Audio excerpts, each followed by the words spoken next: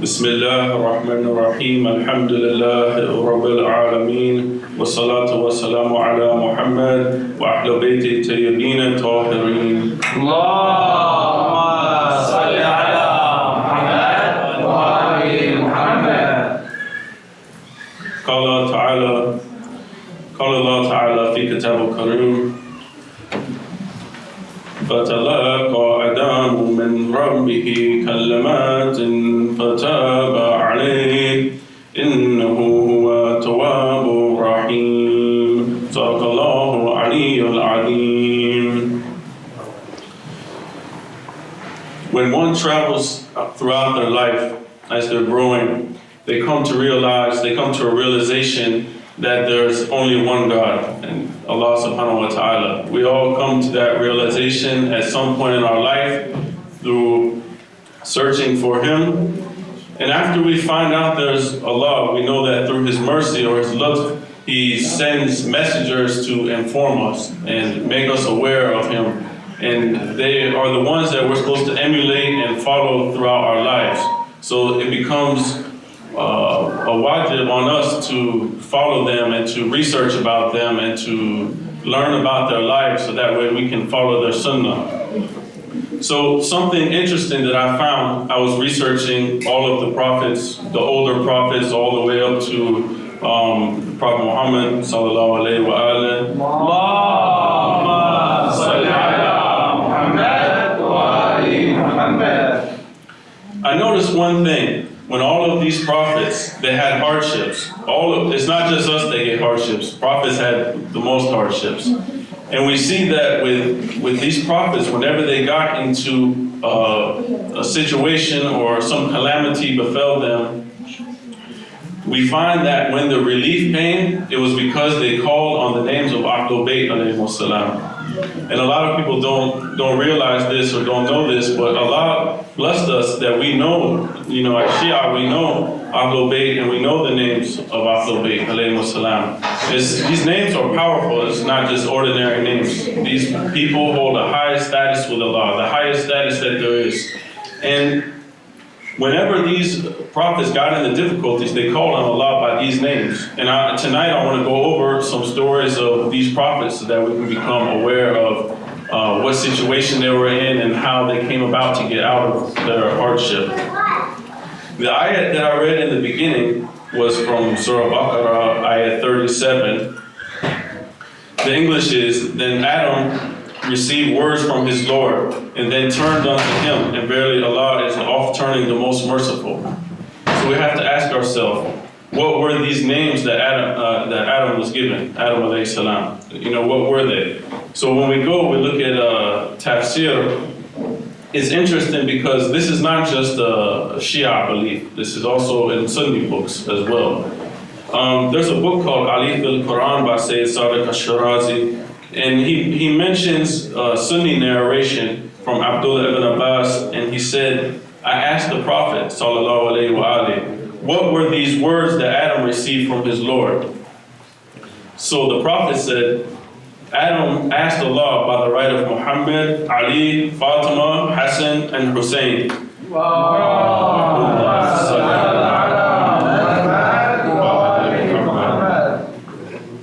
So that begs another question. If Adam asked by these names, how did he know these names? So we're going to look at this. Adam said in the same book, on those pages, it's 29 through 30, if anyone has the book. Adam said, O Lord, verily I see figures, the likeness of my creation. Then what is it? Allah said, these are the lights of two figures from your children. The name of the first two is Muhammad. The beginning of prophethood is with you, and its end is with him. And the other is his brother and son of his father's brother, and his name is Ali. He will stand by and support Muhammad in his time of need and help, and he will help him with his hand and strength. And the lights that are around it are the lights of the progeny of this prophet from his brother. This Ali will marry the prophet's daughter, being for him his wife, and uniting by it the first of the creation of faith with it, and confirming for it that made her the leader of the women of the worlds, and her origination and her progeny are from the two lights. And then we will cut the rope and means of obtaining the lineage on the day of judgment, except his rope and his lineage. Then Adam prostrated and thanked Allah, subhanahu wa ta'ala, that they will be in his progeny. Then Allah turned to him for that prostration and commanded the angels to prostrate to Adam. So for Adam, recognizing and accepting Ahlul-Bayt, this was the reason that the angels were to prostrate to Adam. So there's a lot of these things in the Quran that we just see the surface of it, but when you look deeper into it, and this is a Sunni narration, this isn't even in the Shia book, this is from a Sunni narration, that Adam accepted Ahlul-Bayt and he sought Allah's favor through the names of Ahlul-Bayt, and that the angels prostrated to him because he accepted that knowledge and he had that knowledge of Ahlul-Bayt. They gave him a high maqam, a high status. So that's about Adam. So we're going to move on and go to another prophet. When we see that Nabi Nuh, or Noah alayhi salam, it says that when he wanted to settle the ark, when the flood came and he was on the ship and he wanted to settle the ark, he used the names of Ahlul-Bayt alayhi salam to settle the water and to settle his boat. And all of these stories that I'm bringing, if one wants to research it from the Shia sources, it's in Hayatul Qulub, Volume 1. There's a 3-volume book, and the first volume is about all of the older prophets. So, also when we look at Ibrahim alayhi salam, when Ibrahim was placed in the fire by Nimrud, we know that in the Quran it was made cool and it didn't affect him. So when we look at the narrations, he also used the names of Ahlul-Bayt to keep the fire cool. And he had a ring on it. Sometimes you see people with a ring, it says Ya Ali or Ya Hussein or this. He had a ring on it which had the prophet's name on it. And this ring, the angel gave him this special ring to cool the fire, and the calamity didn't happen to him. They wanted to burn him. But the names of Ahlul-Bayt alayhi salam kept the fire cool. Also, in Hayatul Qulub, we see that Nabi Musa alayhi salam, when he was in occultation, when he went to the mountain, he went away for some time, he had a ghaiba. And all his followers endured all types of hardships. Actually, Musa had 2 ghaiba. He had one when he went away from Fir'aun and he was gone for some years. And then he had another one when he went to the mountain for 40 days. So he had a ghaibatul saghra and a ghaibatul kubra as well, like our Imam, 𝗙𝗢𝗧𝗏𝗏. So when he was gone, they were going through all sorts of hardship, similar to what we're going through. The Shia all around the world are going through hardship. And the occultation of the 12th Imam, 𝗙𝗢𝗧𝗏𝗏. But Imam Askari alayhi salam, he said that Allah instructed Musa with a form of prayer to tell his followers so that their burdens would be eased in the time of occultation. And that was to recite Salawat ala Muhammad wa ali Muhammad. Allahumma salli ala Muhammad wa ali Muhammad. So a lot of people try to criticize us and say, oh, you focus on imams, or you don't focus on Allah, you ask imams, you ask this. When we call on the names of Ahlul-Bayt alayhi salam, we're not saying that they're the ultimate cause of relieving the hardship. They're the ones close to Allah, so Allah favors them in a position. So we call on their names because we know that Allah loves these the most out of all His creation. So we hope that by asking Allah by these names, He'll look on our dua as favorable. Because our dua might not be that, special, or might not make it, but if you come with these names, it looks a lot better in Allah's eyesight. And He also gave these names to the prophets because we're going to go on and we'll see about some of these prophets, they were calling on Allah. And then Allah sent down the angel to teach them a dua that they use these names. So Allah wants us to call on Him by these names. He favors these names and these individuals over all of the creation. So getting back to Musa alayhi salam, we know that Allah spoke to Nabi Musa through a burning bush, like a burning bush. It's mentioned in the Quran. So when we look in this book in the narrations, we see that the burning bush, Imam Sadiq says about it, he says that the light that illuminated the tree was the light of Muhammad wa ali Muhammad. Allahumma salli ala Muhammad wa ali Muhammad. So this isn't something new that came after the Prophet. This is something that's been since the beginning of time, from all the way from Nabi Adam alayhi salam. All of the prophets, they all used the names of Ahlul-Bayt, and they all accepted Ahlul-Bayt. It was even said that they didn't receive their status of prophethood until they accepted the walayat of the Imams alayhi salam. So going back to Musa, Imam Askari alayhi salam, he continues, he said, when Musa approached the sea, he was fleeing Fir'aun, and Allah revealed to him to recite the names of Ahlul-Bayt, alayhi salam, and then enter the water. So the water would become hard for them to walk on. So the followers, they said they were still kind of scared. They saw the water and it was hard. They could walk on it, but they weren't quite sure. They were kind of still shaking. So they wanted to walk on dry land.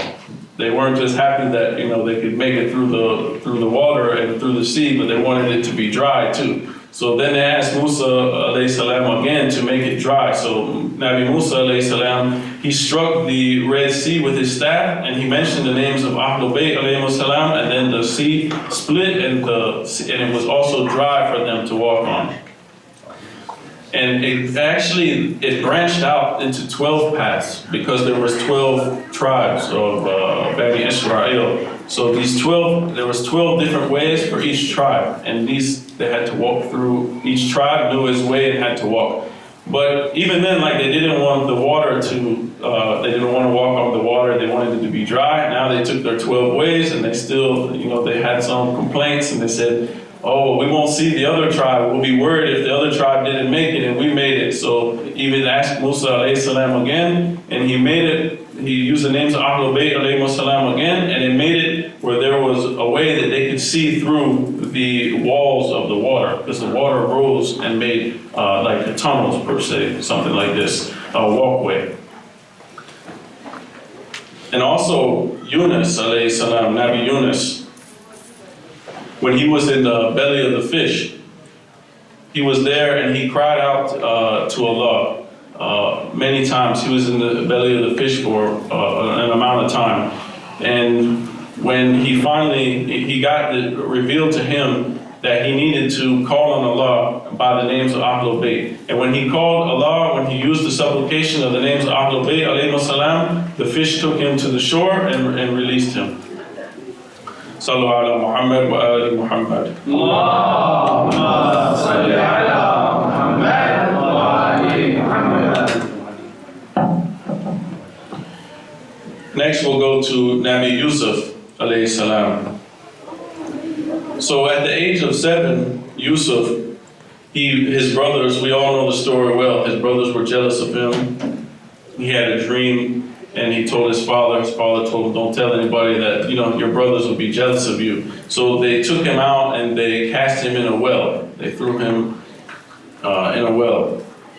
So after he was thrown in the well, he was down in the darkness for 3 days, and they took his clothes from him, and he didn't have much clothes left, and it was cold. You can imagine being in the bottom of a dark well where you can't see anything and just darkness for 3 days.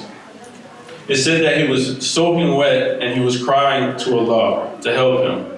And the angel Jibreel came down and taught him this following dua to use.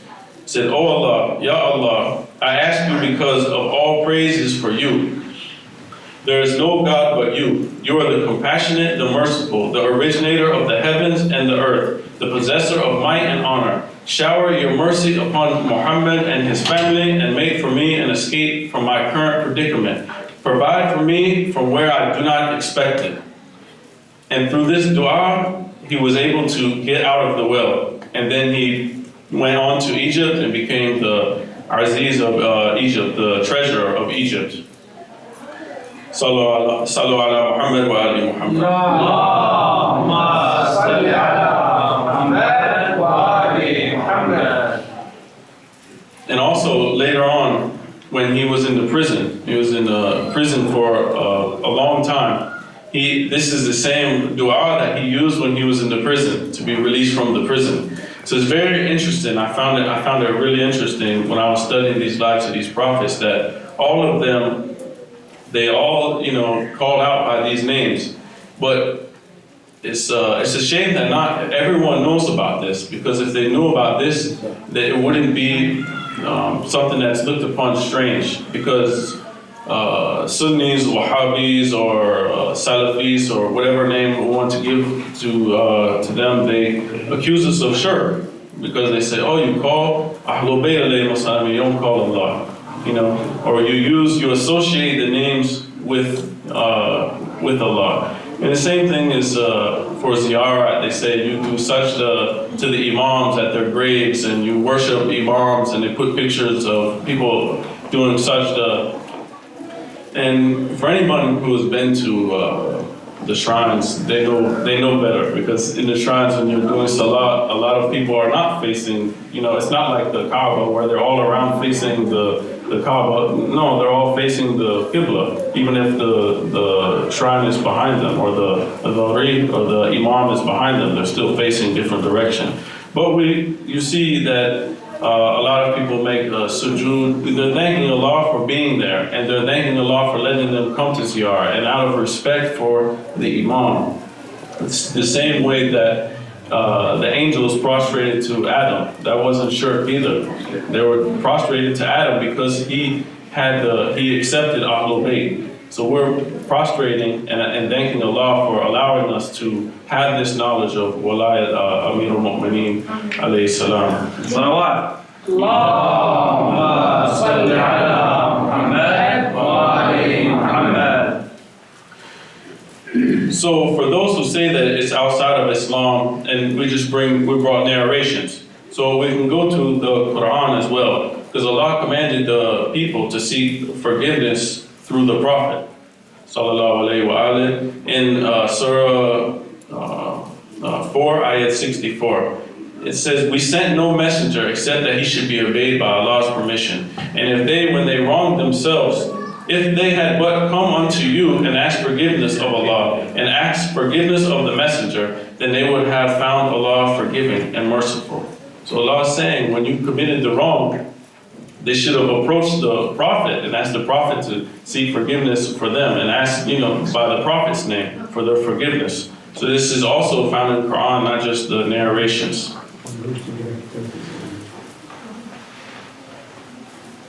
So later on, when Yusuf revealed to his brothers his true position, when they came to him, Yusuf was in al-Ghayba too. He knew all of the people, but they didn't know who he really was. He knew his brothers, but they saw him and they didn't recognize him. This is a resemblance with our Imam, 𝗧𝗨𝗥𝗓𝗢𝗧.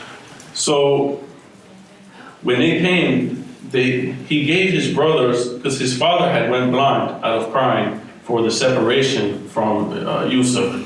So he gave them this like a tunic or something like an abba to him. And this was the same one that Ibrahim wore when he was in the fire of Nimrud. And it was passed down from, father to son, prophet to prophet, all the way down.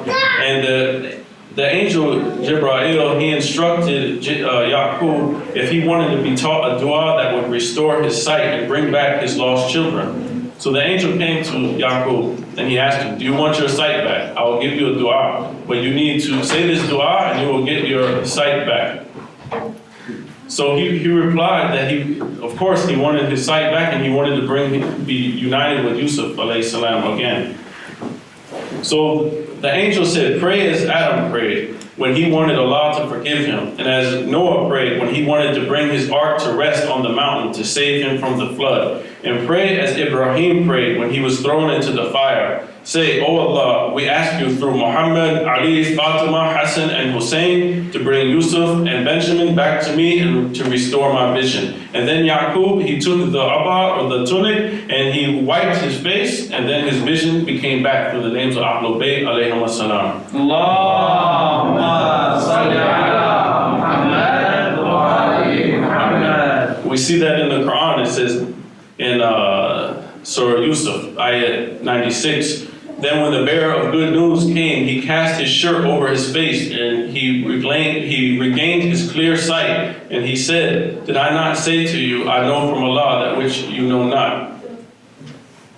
So all of these have basis in Quran. And then when we go to Ahlul-Bayt alayhim as-salam, or to Prophet Muhammad sallallahu alayhi wa alihi, we see that what these ayah really mean, and what are the meanings behind them. So when Yaqub wiped his face with the abba that Yusuf gave him, this act is called tabarak. It's meaning when you seek blessings through a means of something sacred, or something that belonged from the Ma'sumin alayhim as-salam. For example, the flag that was on the shrines of Imam Hussein alayhi salam, or the marble from the floor of the shrine, or people touch the shrine with their clothes or cloth, and they take this as tabarak. And you see like the green cloths that were on the shrine, and people take these and they use these for tabarak, for those who are sick, and all of these that have a lot of shifa and a lot of healing in these, because this thing that Yusuf gave Yaqub, it was touched the body of a prophet, and these are Ma'sumin and Allah's favored people on the earth. So we see that also the turba of Imam Hussein alayhi salam has a lot of shifa. There are so many stories about this, it would take like a whole book to, if you go to Karbala, you just ask someone about the miracles that they've seen there.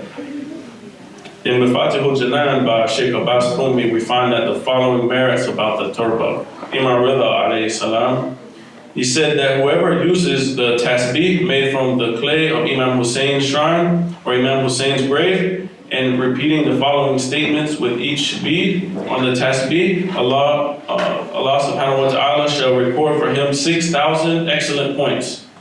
So he'll record for you 6,000 thawab, and he'll erase 6,000 of your evil doings, and he'll raise him 6,000 ranks, and he'll decide for him 6,000 times of intercession. And it's the tasbih, subhanallah walhamdulillah wa la ilaha illallah wallahu akbar. So saying these, and even Imam Sadiq alayhi salam talks about the turba of Imam Hussein, that whoever uses the tasbih of the turba of Imam Hussein's shrine or Imam Hussein's tomb, asking Allah for forgiveness one time only, he will be considered as he asked his forgiveness for 70 times. So just asking by using this turba to seek Allah's forgiveness just once, it counts as 70 times. And he even whoever holds it in his hand and he doesn't say anything, he's just holding the tasbih from the turba Imam Hussein, it will be considered as if he uttered 7 statements of glorification for each bead on the tasbih without even saying anything. So this turba has a lot of shifa as well. And it's not just prophets who sought the help of by the names of Ahlul-Bayt alayhim as-salam. It's not only prophets. We see that when we look further into the narrations, we see that even angels were healed by Imam Hussein alayhi salam. Imam Sadiq alayhi salam, sallu ala Muhammad wa ali Muhammad. Allahumma salli ala Muhammad wa ali Muhammad. Imam Sadiq alayhi salam, he said when Imam Hussein was born, Allah ordered Jibreel to descend with 1,000 angels. And these angels were to come to congratulate the Messenger of Allah sallallahu alayhi wa alihi on behalf of Allah and himself. On his way, Jibreel descended on an island. in the sea where an angel named 𝗬𝗓𝗧 lived. So this angel was one of the carriers of the throne before, and now he lived on this island. And at one point in this angel's life, he procrastinated about carrying out an order of Allah. So he carried out the order, but maybe he didn't do it exactly right away. Maybe he took a split second, and for this, these angels, his wings were broken, and he was on this island, and he stayed on this island. And he continued worshiping Allah on this island for 600 years. And then after these 600 years, Imam Hussein 𝗦𝗧𝗓𝗧 was born. So this angel, he saw Jibreel and all of these other 1,000 angels. They were going to congratulate the Prophet. So this angel looked and saw him. So he asked Jibreel, "Where are you going?" Jibreel replied, "Allah blessed Muhammad with a child, and I have been sent to congratulate him on behalf of Allah subhanahu wa ta'ala." So the angel said, "Jibreel, take me with you. Perhaps Muhammad, he can intercede for me in my situation. Maybe he'll ask, if I come with you, he'll ask Allah to heal my wings and put me back in a good status with Allah." So Jibreel took the angel, and when he arrived, the angel congratulated the Prophet on behalf of Allah and himself, and then he informed, Jibreel informed the Prophet of this angel's situation. And the Prophet told him, bring the angel inside and let me speak with him. So he was brought inside and he informed the Prophet of his situation. So the Prophet prayed for him. And the Prophet said something amazing. "Rub your wings on this newborn child, Imam Hussein, and you will return to your original position." SubhanAllah. Just the position of the Imam. This angel has broken wings, and he rubbed it on Imam Hussein, and his wings came back to the original state. And this angel, after this, he flew away to the heavens. And as he was ascending, he said, "Ya Rasulullah, verily your nation will kill him. And verily as my repayment to him, no one will come to his ziyarah and say salam to Imam Hussein or send blessings on him without me informing you, Ya Rasulullah, of it." So this angel, every time someone sends salam to Imam Hussein 𝗦𝗧𝗓𝗧 for his favor of fixing his condition and helping him, he conveys that this person sent salam to Imam Hussein, he brings it to the Prophet. And this is in a book, 𝗙𝗢𝗧𝗓𝗧𝗏, chapter 20.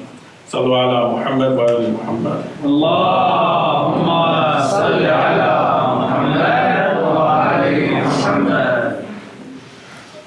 Imam Sadiq alayhi salam, he said that Allah dedicated 70,000 angels just to the grave of Imam Hussein. 70,000.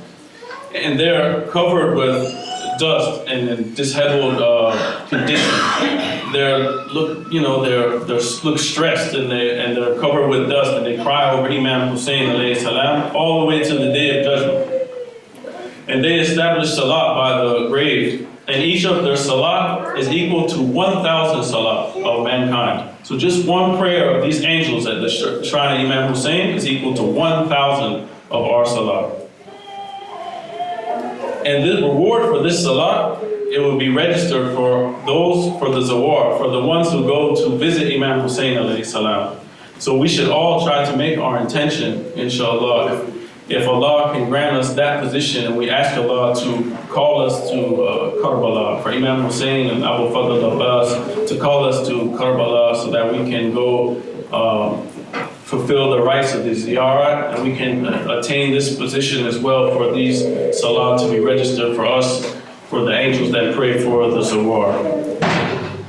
So my point was to bring all of these stories so that now that we know that the prophets, whenever they got in difficult situations, and even angels, when they got in difficult situations, that when they encountered a hardship that seems impossible, they turned to Allah and they called on Him by the names of Ahlul-Bayt alayhi salam.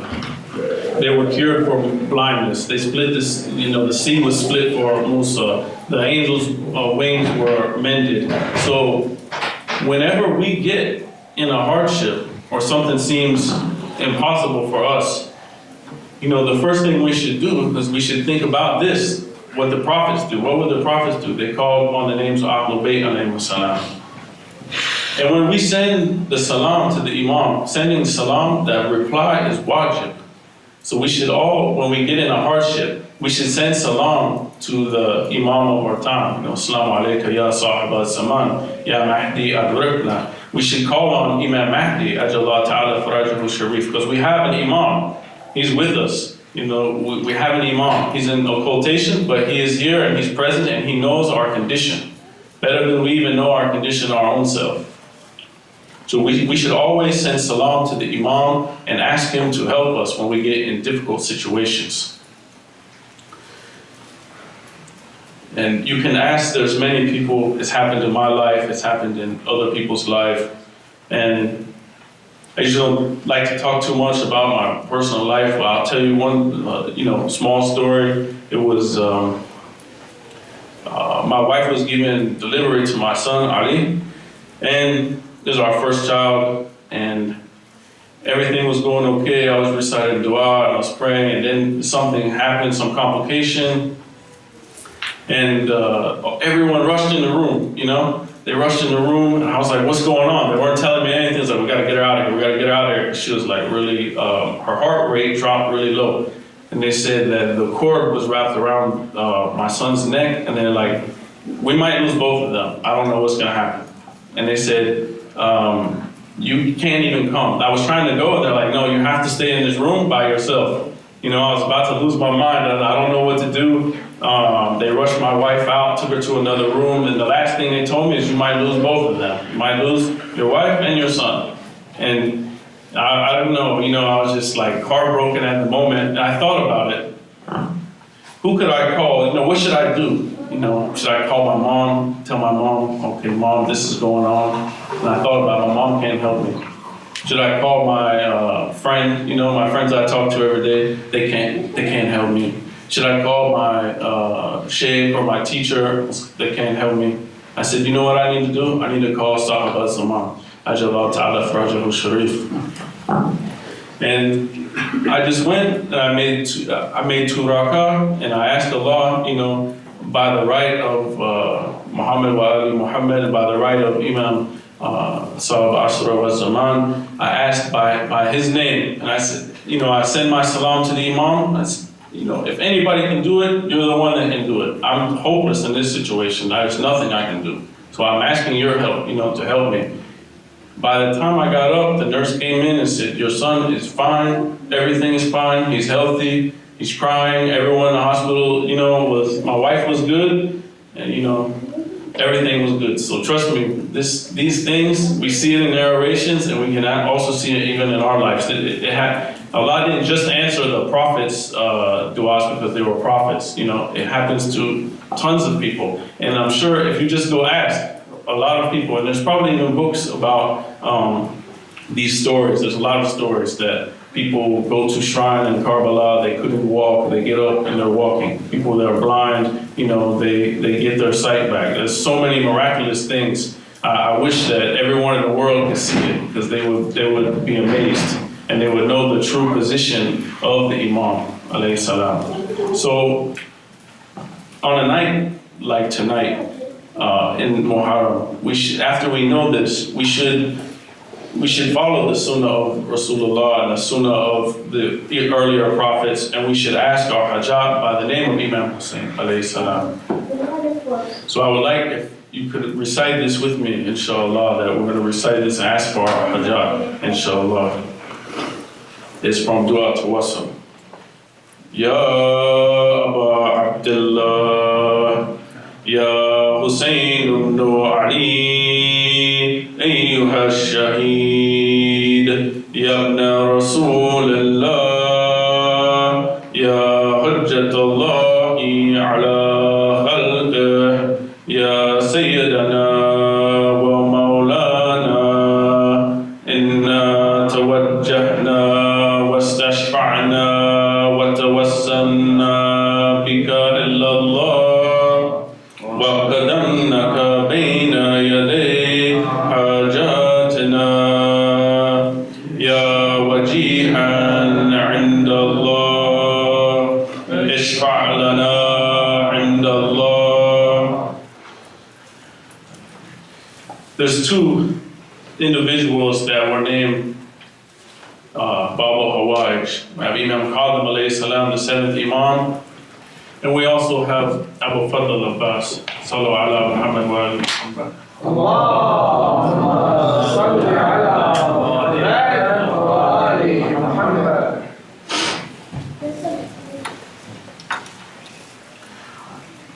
So on these nights, remember Abu Fadl al-Abbas.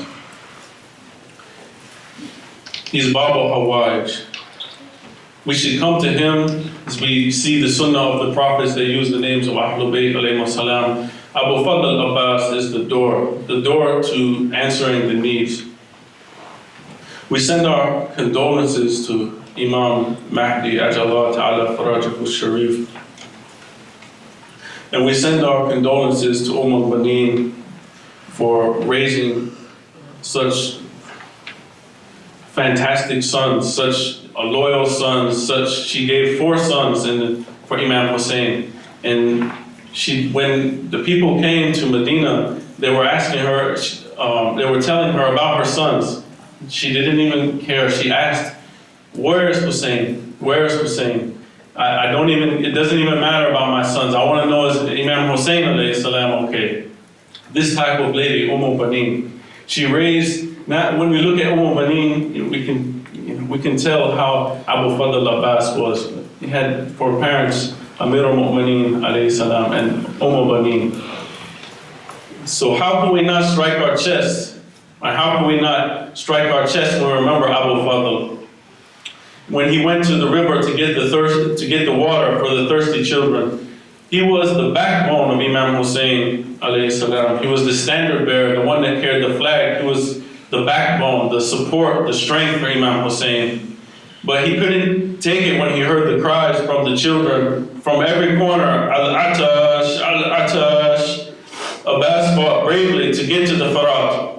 And when he reached the water, he looked as if he could to drink it, but he remembered the thirst of his master, Imam Hussein. The Ahlul-Bayt alayhi salam, they didn't have water for 3 days, and in the heat, and they were fighting with not having any water. So when he reached the water, he was thinking, should I drink this water? But how could he drink the water and cool his lips when Imam Hussein alayhi salam's lips were dry and they were parched? How could he do this? So he said, there's no way I'm going to drink this water before Imam Hussein alayhi salam. So he gathered the water and put it in the bag, and he was heading back to give sakina and give the children the water that they were crying for. And on his way back, he was trying to make it back to the camp of Imam Hussein, and someone struck his right arm and struck his hand. He cut his right hand off. And then he continued carrying the water. He didn't even give up. He had the dedication to fulfill his purpose and to serve his imam. He came and his left hand was cut, and they cut him with one more blow and cut his left hand off.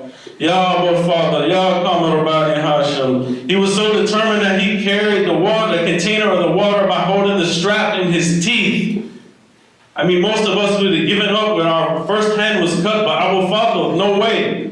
He carried the bag with his teeth, and he kept going toward Imam Hussein, and then 𝗙𝗢𝗧𝗓𝗦𝗬𝗓, he shot an arrow that pierced his eye, and he fell from the horse, and the water bag burst, and all his hopes to get the water to the children, it just burst with the water and poured out everywhere. And normally when we fall from the horse, we would put our hands out to brace our fall. But how could Abbas brace his fall when he had no hands? Where are you, Ya Mahdi? Ya Sahib al-Zaman? You must be crying for Imam Hussein and Abu Fadl. We read that you cried tears of blood when you remember Hussein alayhi salam. We cannot help but recall how you would cry tears of blood if you saw the Abbas laying on the grounds in the plains of Karbala. It's none other than Abbas. He's lying on the ground with the arrow in his eye, the arrow that pierced his eye from Harmala. He's lying down and he's hearing the cries of the children. Al-Atash, Al-Atash. Imam Hussein, he came by his side. He came running to Abbas and he placed Abbas's head on his lap. But Abbas kept taking his head out of his lap, and he's asking, Imam Hussein is asking, why